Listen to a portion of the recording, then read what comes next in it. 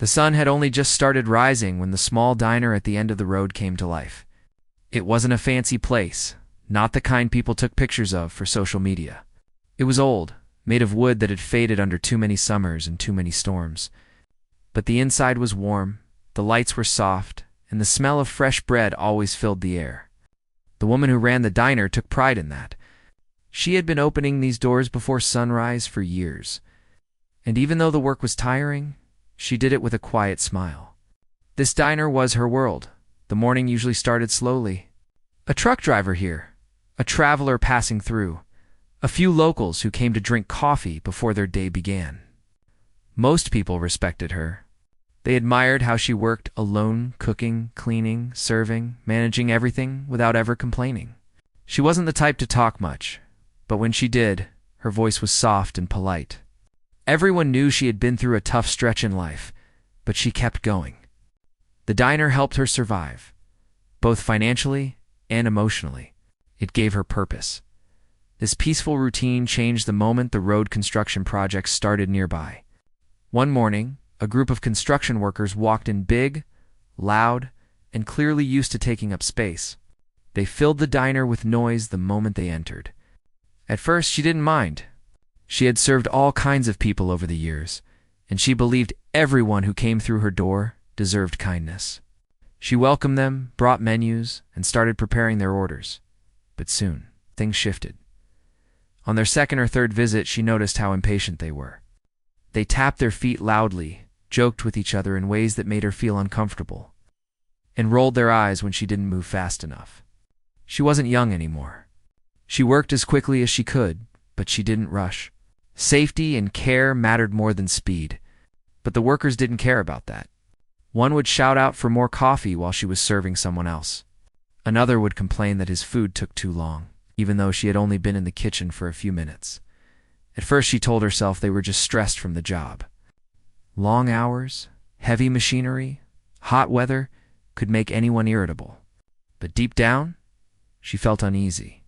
Some of their jokes felt too pointed, too personal. One morning, when the diner was full, a worker loudly commented on how slow she was. His friends laughed. She kept her face calm, but her heart squeezed painfully for a moment. She didn't expect people to praise her, but being mocked in her own diner hurt. The situation worsened on a Thursday morning. The diner was especially busy that day. A group of tourists had stopped by, a few regulars were eating breakfast, and two families were seated near the windows. The woman was managing everything smoothly, balancing plates on her arm and greeting everyone with polite nods. Then the construction crew walked in. She greeted them with the same soft good morning she gave everyone. They didn't respond. They went straight to their usual table, dragging chairs, making them scrape loudly against the floor. She brought them water first, as she always did. But before she could set the glasses down, one of the men joked loudly, finally. "I thought we were going to starve waiting." The diners around them glanced over. The woman kept her voice steady as she placed the water. She told them she'd take their orders in a moment. But the moment she turned around, they started joking again. This time about her age, her speed, and even the simple decorations of the diner. They laughed loudly, like it was the funniest thing in the world. She could feel her throat tighten. But she didn't let it show. She kept working, taking other orders, delivering plates, clearing tables. When she finally returned to them, they acted as if she had kept them waiting for hours. She apologized softly, though she had done nothing wrong. They ordered, making sure to ask for complicated changes to their meals, as if trying to test her patience. When she went to the kitchen to prepare everything, she allowed herself to breathe. Only then did she realize her hands were shaking slightly. She whispered to herself, "Just finish the day. Just keep going," was something she often said when times were hard. When she served their food, they made more jokes about the size of the portions and the plates looking old-fashioned. A few people in the diner looked uncomfortable. They could see how hard she was trying and how unkind the workers were being. One elderly man glanced at the woman with sympathy, but he didn't speak up. No one wanted to get involved with a group that big and loud. When the workers finally finished eating, they got up and walked toward the door. She hoped they would leave quietly. But right before stepping outside, One of them placed a single coin on the table, a tiny tip, clearly meant as an insult. Then he looked back at her with a smirk. His friends burst into laughter, and the whole group walked out. Leaving the door swinging behind them, the diner felt strangely empty after that, even though customers were still seated. The woman walked to the table, picked up the coin, and placed it in the register without saying a word. Her eyes felt heavy. Not teary, just tired. Very tired. She cleaned the table slowly, as if each motion took more effort than usual. She tried to push the moment out of her mind. She reminded herself that she had work to do, customers to serve, a business to run. But inside, she felt a small crack, something gentle in her spirit had been bruised. A few hours later, when lunchtime approached, the diner door opened again. This time, instead of loud voices and heavy steps, 4 quiet men walked in. They wore simple clothes but carried themselves with confidence. Their movements were controlled, their eyes observant. They sat down at a corner table, speaking softly among themselves. The woman wasn't sure why. The room felt different with them there. Calmer, safer. She walked over with menus and greeted them. One of the men looked at her carefully, almost as if he was trying to read her emotions. She smiled politely, not wanting to trouble anyone with what happened earlier. She took their orders, simple meals, nothing complicated, and went to the kitchen. As she cooked, she could hear their voices from time to time. They didn't joke loudly or make rude comments. They spoke with focus, almost like they were discussing something important. When she brought their food, one of them thanked her warmly. It was such a small gesture, but after the morning she'd had, it meant a lot. As she refilled their drinks, the man who seemed to be the calmest looked at her again. This time he asked softly, "Ma'am, are you all right? You seem a little shaken." She paused for a moment. She didn't want her problems to burden others. So she gave him a small smile and said, "I'm fine. Just a busy day." He didn't push, but he didn't look convinced either. The other men exchanged glances, silent, meaningful. They had seen enough of the world to know when someone was hiding pain. They continued eating, but their eyes subtly stayed aware of the room. The woman returned to her work, grateful for their kindness. She didn't know who they were. She didn't know that the construction workers would soon return. She didn't know that these 4 quiet men were about to change everything. All she knew was that the day felt heavy, and something in the air was shifting. The afternoon sun had shifted to a softer shade when the woman finished clearing the table where the quiet men had eaten. Their presence had brought a certain calm to the diner, something she desperately needed after the morning she'd endured. She watched them leave with soft nods and polite smiles. She didn't know who they were, but their respectful behavior had restored a small piece of peace inside her. But peace in her diner never lasted long during those days. Not with the construction crew working nearby. She sensed they would return, though she hoped deep down that maybe they'd skip the place just for today. Maybe they'd go somewhere else. Maybe they would forget about her little diner. But life rarely works according to our hopes. Not even half an hour had passed before she heard heavy footsteps outside. The door swung open with force, making the bells on top jingle sharply. The construction crew walked in again, louder and rowdier than ever. Their boots stomped carelessly against the wooden floor, and their voices carried across the entire room before she even saw their faces. She felt her shoulders stiffen, though she forced herself to breathe slowly. Running a diner meant dealing with all types of people, she often told herself. But this group, something about them drained her energy every time they walked through the door. They sat at their usual table, dragging chairs in a way that made a scraping sound that sent a shiver through her spine.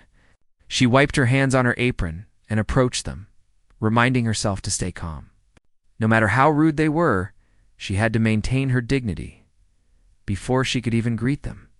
One of the men said loudly, "There she is, the slow-motion waitress." The others laughed. A few customers looked up from their meals, some annoyed, some concerned. The woman pretended not to hear the comment and asked them for their order. But they weren't ready. They never were. They liked wasting her time, calling her back and forth, making unnecessary demands. She could recognize the pattern by now. One man waved his menu in the air as if signaling a taxi. "Hey, bring us some water." "And hurry up this time," he said. She nodded calmly, even though her chest felt tight. She turned and headed toward the counter. Her steps were steady, but inside she felt wounded. She brought the water, and before she could set the glasses down, another man muttered something rude under his breath, making the others burst into laughter again. She tried to ignore it, focusing on the task at hand. She'd always believed that kindness could soften people, but this group seemed determined to break her patience. At the corner table, two of the quiet men, the ones from earlier, had come back into the diner. She hadn't noticed them at first. They walked in after the construction crew and sat down without making a sound. They watched the scene, their eyes narrowing slightly as the workers continued their mockery. When the woman approached their table with menus, one of the men gently whispered, "Take your time, ma'am. Don't worry about us." Something in his voice was reassuring. She gave him a small, appreciative smile and went back to the counter as she worked on preparing the orders. She heard another wave of loud laughter. One of the workers smacked the table hard, shouting, "Hey! We asked for our food 15 minutes ago." They hadn't. But they didn't care about accuracy. They cared about attention, about proving they could dominate a space. She hurried back with their plates, her hands slightly trembling. She placed the dishes on the table as steadily as she could. Almost immediately, another man said, "Wow, it's like the food is as old as this place." She swallowed, forcing herself to stay silent. She turned away and walked back to the counter. It was becoming harder to keep the tears away. Not tears of sadness, but of exhaustion. Emotional exhaustion. Just then, a chair scraped behind her. One of the quiet men, calm, and carrying himself with confidence, stood up. He didn't walk quickly like someone preparing to confront. Instead, he approached with slow, steady steps. When he reached the construction crew's table, the room fell silent. He wasn't threatening. He didn't raise his voice. He stood there with his hands relaxed at his sides and said, "That's enough." The workers looked up at him, confused at first. One of them smirked and leaned back in his chair. "And who are you supposed to be?" he asked, trying to sound intimidating. "You don't need to know who I am," the man replied calmly. "But I do know who you're acting like, and it needs to stop." The room grew even quieter. The women at the window table watched closely. A father sitting with his two kids kept his eyes low, but his ears open. No one wanted a fight, but everyone wanted the bullying to end. One of the workers stood up as if trying to challenge the man. "Mind your business," he said. "We're just having fun." The quiet man didn't move. His voice stayed level. "Mocking someone who's working alone and doing her best isn't fun. It's disrespect." The worker stepped closer, trying to use size to intimidate. But before he could say anything else, the other three men, the ones who had come in with the calm man, stood up from their table and walked over. Now for quiet. Disciplined men stood facing the construction. Their presence changed the entire mood of the room. One of the quieter diners whispered their military. Another nodded subtly. It wasn't obvious at first glance, but the way they held themselves, the discipline in their movements, the calmness in their posture, these were men who had seen things, done things, lived through things much more serious than a rude construction crew. The construction workers suddenly looked uneasy. Not scared, but unsure. Their earlier confidence shrank as they realized they weren't dealing with regular customers anymore. The calm man reached into his shirt and pulled out something on a chain. A small silvered dog tag. He didn't flash it like a badge. He just let it rest in his palm for a moment, long enough for the workers to understand. "We're not looking for trouble," said one of the other quiet men. "But we won't stand by while someone is treated unfairly." The workers exchanged nervous glances. One of them mumbled, "We were just joking." Another man from the quiet group shook his head. "Apologize," he said simply. His tone wasn't angry. It wasn't aggressive. It was a command, not shouted, but delivered with authority earned from years of disciplined service. The workers hesitated. One shuffled his feet. Another scratched his arm. But slowly, they realized they had no ground to stand on. They had pushed too far, and now they were being pulled back by people they could not intimidate. Finally, the man who had made the loudest jokes cleared his throat and muttered, Sorry. It wasn't sincere, but it was at least a step. The others followed with weak apologies. The woman stood behind the counter, watching everything. She didn't speak. She didn't want to make the situation worse. But something in her chest loosened. Like a knot she had been carrying for days, had finally started to unravel.